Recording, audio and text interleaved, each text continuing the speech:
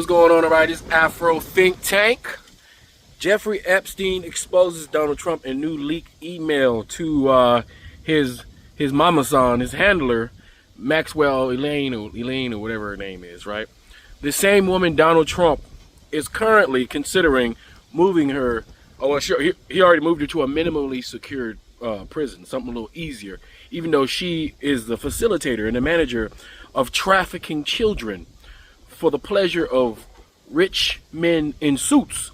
You know, she is being given privileges in prison because she knows too much.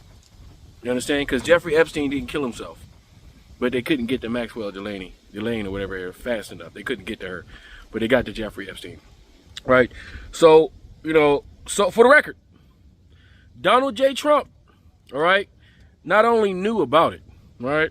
His Mar-a-Lago facility, you know, the one we see all the time on the internet, right, was a place of facilitation for child sex exploitation. Donald Trump flew in Jeffrey Epstein's plane because his broke down in this last election. Donald Trump let the government get shut down to stop someone from being the 218th vote to release the full Epstein files, which hasn't been done yet. This is just a little leak. This is just a small little BJ's Costco sample of what's in the emails.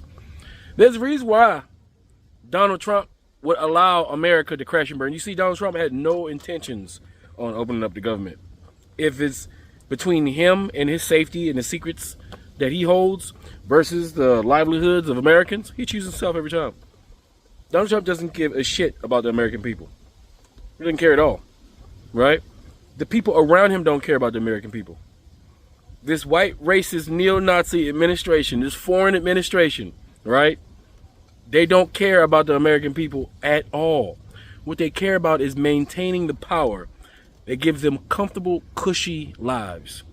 They care about maintaining the structures that allow a rich, old white man to go have sex with a child.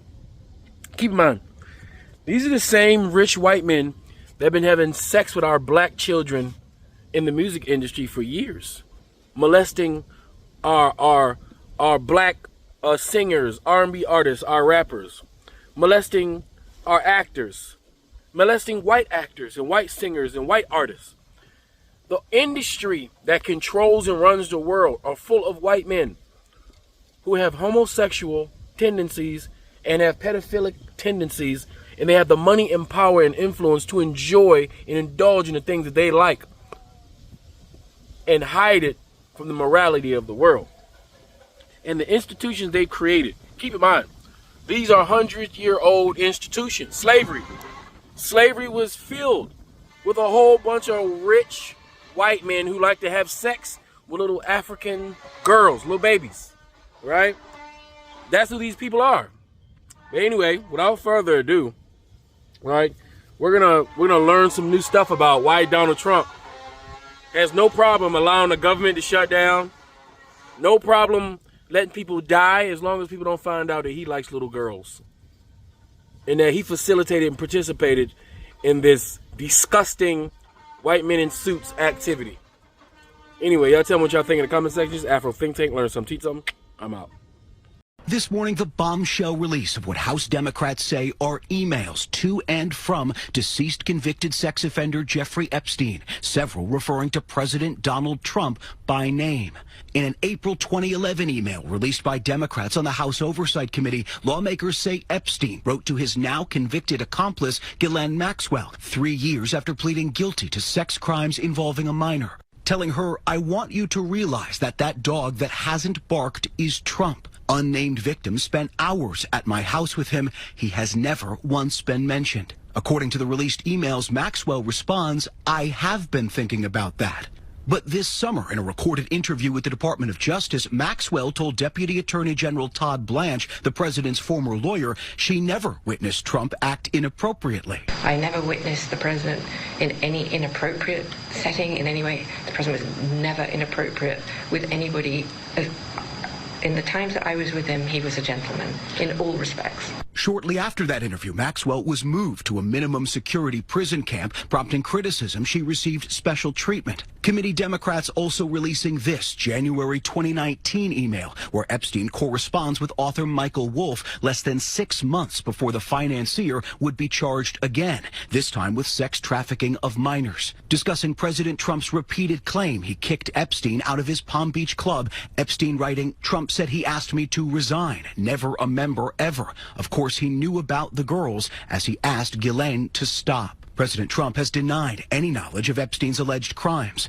It's a hoax. It's started by Democrats. After Epstein's arrest in 2019, Trump said he hadn't spoken with him in 15 years. And earlier this year, Trump claimed the reason he banned his one-time friend from Mar-a-Lago in the mid-2000s was because Epstein stole Trump's club staff, including young women. He took people, and because he took people, I said, don't do it anymore. You know, they work for me. And he took, beyond that, he took some others. And once he did that, that was the end of him. I didn't like, when they steal people, I don't like it.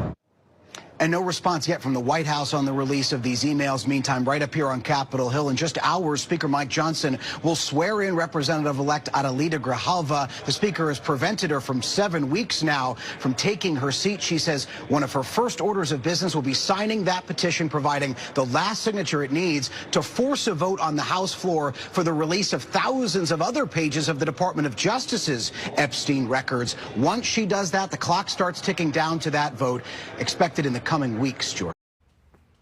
I'm going to read to you one of the email exchanges that was just released between Jeffrey Epstein and Ghislaine Maxwell. Jeffrey puts importance high in this email exchange with her. It's on Saturday, April 2nd, 2011. To Ghislaine, I want you to realize that that dog that hasn't barked is Trump. Victim, and it's blacked out, there's actually a victim's name underneath that, spent hours at my house with him. He has never once been mentioned, police chief, etc. I'm 75% there. Ghislaine responds, I've been thinking about that. There's a whole nother batch that was released. It was between Jeffrey and somebody else about the dirt that he has on Donald Trump, that Jeffrey can basically blackmail Trump. So you can research that. That was also released in this dump. House Democrats have just released new emails that prove that Donald Trump knew about Jeffrey Epstein's abuse and that Trump himself spent time with Jeffrey Epstein's victims. Email 1 is a direct correspondence between Jeffrey Epstein and Ghislaine Maxwell, who is his girlfriend who's spending time in jail right now. Epstein writes, I want you to realize that the dog that hasn't barked is Trump. Victim has spent hours at my house with him. He has never once mentioned it to the police chief, etc. This email proves that Donald Trump knew what Jeffrey Epstein was doing and that he was also spending time with the victims himself and never said anything to the police. Email number 2 is a direct correspondence between Jeffrey Epstein and Michael Wolff. For people who don't know, Michael Wolff is a controversial journalist and author who has written several explosive books about Donald Trump.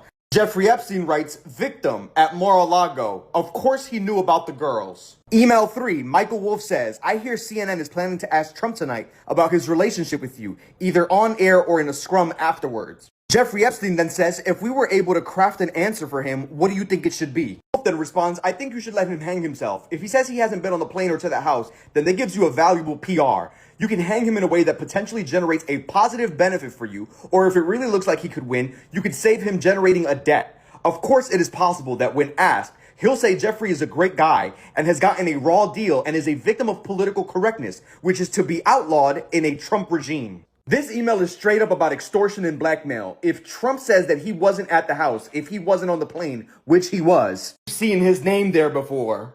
They were basically plotting to have it over Donald Trump's head and said that if he says that he wasn't there, which he was, then they can use that for political currency. Here's the beautiful part about this. Republican Speaker of the House, Mike Johnson, who didn't want to swear in Adelita Grijalva, who won Arizona's 7th Congressional District 7 fucking weeks ago, is finally about to be sworn in today. And when she's sworn in, she will be the last signature on the discharge petition to force a vote to release all of the Epstein files so we'll finally know the full fucking truth. Bitch, we haven't forgotten. Release the files. Free Sudan! Boycott diamonds and gold! Free Sudan! Boycott diamonds and gold! We most definitely cannot forget about the people of Sudan. Thanks for watching Afro Think Tank.